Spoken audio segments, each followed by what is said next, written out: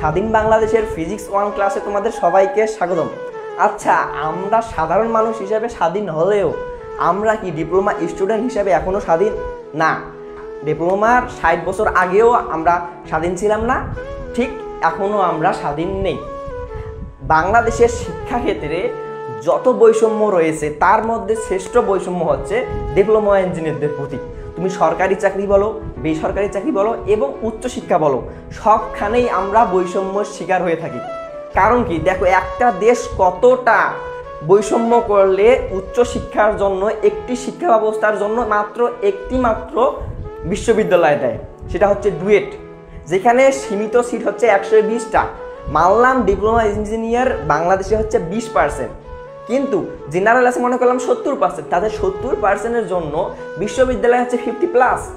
আমরা তো 20% ভাই, পার্সেন্ট অনুযায়ী চিন্তা করলেও তো আমরা 5টা বিশ্ববিদ্যালয়ে দাবি রাখি, তাই না?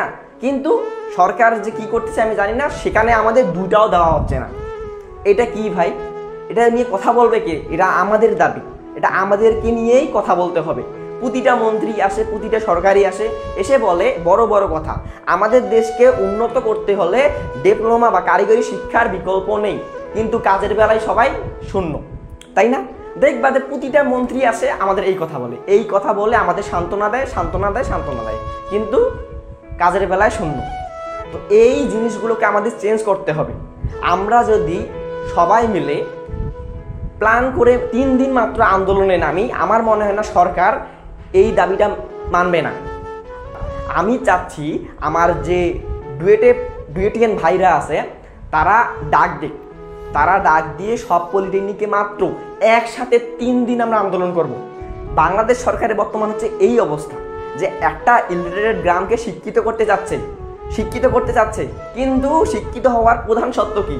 তাকে বিদ্যালয়ে যাইতে হবে। তারা যদি বিদ্যালয়ে না বানায়, বিদ্যালয়ে তৈরি না করে, তাহলে মেধাবী ছাত্রকে কিভাবে তারা বানাবে বলো আমাকে? তাই আমাদের এই লড়াইয়ে নামতে হবে। আমাদের ডিপ্লোমার আরও ভার্সিটি লাগবে, এই নিয়ে আমাদের আন্দোলনে নামতে হবে। বুঝতে পারছো?